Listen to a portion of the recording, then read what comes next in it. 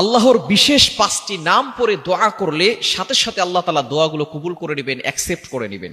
আমরা অনেকেই দোয়া করি কিন্তু দোয়া কবুল হয় না। এরকম অনেক মানুষ আমাদের কাছে অবজেকশন করে বলে, হুজুর এতবার দোয়া করছি দোয়া কবুল হচ্ছে না। কিছুদিন আগে এক ভদ্র মহিলা আমাকে ফোন দিয়ে বলতেছে, হুজুর এতবার দোয়া করে আল্লাহ তাআলা আমার দোয়া কবুল করছে না। এই কথা বলেই তিনি কান্না করতেছেন। আমি বললাম যে দেখুন, আপনি কি কখনো গুনাহের কাজ করেছেন? বলে হ্যাঁ, গুনাহের কাজ তো সবাই করে। আমি বললাম, যখন আপনি গুনাহের কাজ করেছেন তখন তো আল্লাহ তাআলা সাথে সাথে আপনাকে গজব দিয়ে ধ্বংস করে দেয় নাই, তো আপনি কতদিন ধরে দোয়া করছেন? বলে 2-3 মাস। বলে 2-3 মাস দোয়া করেই আপনি পাচ্ছেন না বলেই আপনি হতাশ হয়ে যাচ্ছেন? হতাশ হবেন না, আপনি আল্লাহর উপর ভরসা রাখেন। মুমিন ব্যক্তি দোয়া করলে আল্লাহ তাআলা দোয়া কবুল করেন। আপনি যখন গুনাহের কাজ করেছেন তখন তো সাথে সাথে আল্লাহ গজব দিয়ে ধ্বংস করে নাই।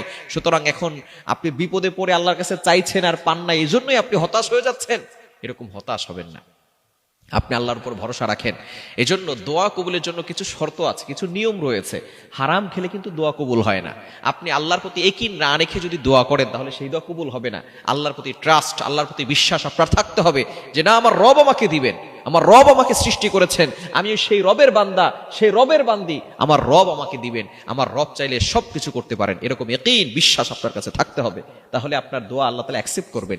এবং মুমিন ব্যক্তির দোয়া কবুল হওয়ার জন্য যে পদ্ধতি রয়েছে, এটা কয়েকটি সিস্টেম রয়েছে। এই জন্য অনেক সময় আপনার দোয়া কবুল হতে আপনি মনে করছেন দেরি হচ্ছে। দোয়াটা কিভাবে আল্লাহ তাআলা দিয়ে থাকেন? 1 নম্বর পদ্ধতি হচ্ছে আপনি কোনো কিছু চেয়েছেন, সাথে সাথে আল্লাহ তাআলা দিয়ে দিয়েছেন। 2 নম্বর পদ্ধতি হচ্ছে আপনি কোনো কিছু চাচ্ছেন আল্লাহর কাছে কিন্তু আল্লাহ তাআলা দিচ্ছে না, আল্লাহ তাআলা এটা দিবেন, এখন দিবেন না, পরে দিবেন।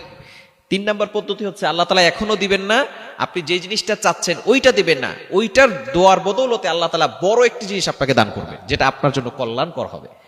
এবং 4 নাম্বার হচ্ছে আল্লাহ তাআলা এখনো দিবেন না, পরেও দিবেন না। আল্লাহ তাআলা যখন in the day of judgment, কিয়ামতের ময়দানে আপনি কঠিন বিপদে পড়ে যাবেন, তখন আল্লাহ তাআলা আপনার জন্য এই দোয়ার বদলতে জান্নাতের ব্যবস্থা করে দিবেন। এজন্য আল্লাহ তাআলার বিশেষ যে 5টি নাম আছে, এই 5টি নাম পরে আপনি দোয়া করবেন। আল্লাহ তাআলা নিজে বলে দিয়েছেন পবিত্র কোরআনুল কারীমের ভিতরে।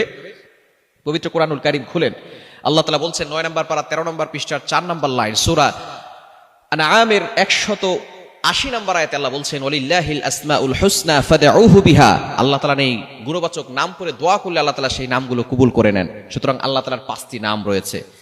এই 5টি নামের ভিতরে 1 নম্বর হচ্ছে ইয়া আল্লাহ, 2 নম্বর হচ্ছে ইয়া রহমান, 3 নম্বর হচ্ছে ইয়া রহিম, এবং 4 নম্বর হচ্ছে ইয়া হাইয়্যু, 5 নম্বর হচ্ছে ইয়া কাইয়্যুম। এই 5টি নাম পরে যদি আপনি দোয়া করতে পারেন, সূরা বাকারা 255 নম্বর আয়াত, 3 নম্বর পারার 1 নম্বর পৃষ্ঠার 8-9 নম্বর লাইনগুলোতে সূরা বাকারার 255 নম্বর আয়াতের শুরু দিকে 2টা নাম রয়েছে, আল হাইয়ুল কাইয়্যুম।